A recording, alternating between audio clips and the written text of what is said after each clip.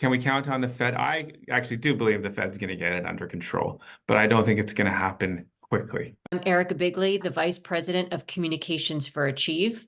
And today I'm joined by Andrew Housser, our co-founder and co-CEO. The Fed releases its quarterly report last week on household debt and credit with a couple of startling figures. We've got household debt up by 184 billion to 17.69 trillion. Data also showed that credit card and auto loan rates going into serious delinquencies, those rates up across all age groups. So what, from your perspective, is driving up those delinquencies? It's the continuation of a trend that we've been watching here, which is as the stimulus and the forbearance policies and the interventions from the government were all responses to the pandemic started to wear off, one after the other. People had to start paying their mortgages again. The government stimulus went away. Ultimately, the last sort of domino that happened last fall was that student loan payments were reinstated after a very long hiatus. And then consumers are facing high inflation, as we all know, we've heard that so much, and higher interest rates, which means for a lot of consumers, their expenses started to be greater than their income. So you're in an environment of high inflation, high interest rates, having to make my student loan payments again, having to make my mortgage payments again, and the cost of debt is higher and the cost of living is higher. And that, not surprisingly, is really starting to bite a lot of consumers right now. So the headlines that came out, I saw a couple that I would just like to share. The Fed is struggling to break the back of inflation. Fed chair's confidence in slowing inflation is not as high as it was before. From your perspective, should people count on the Fed to get inflation back to the magic number of 2%? Is that going to happen quickly? Or do we think that there's a much longer road ahead of us to get back to that 2% target?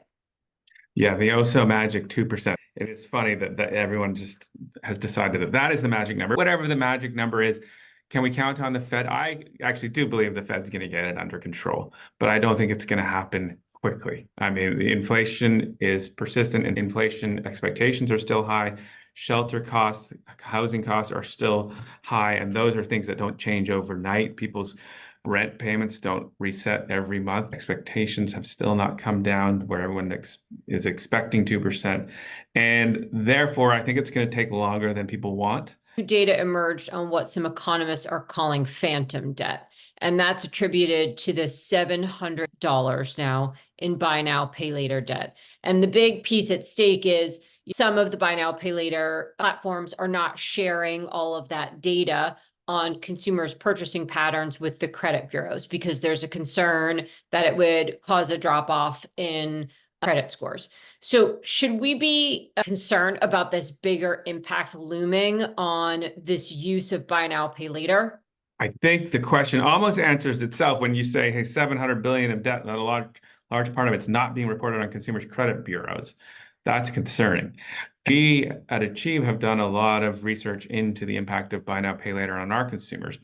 And I think if you look at buy now, pay later, the promise of it can be a consumer-friendly one, which is that if you're using this as an alternative to a credit card, then it's quite a responsible product. Most people are not using it as an alternative to a credit card. They're using it in addition to their credit cards. Right. And when we look at the consumers we see who come to us for help with their debts, the people that have buy now, pay later debt on average have significantly higher other debts outside of the buy now, pay later.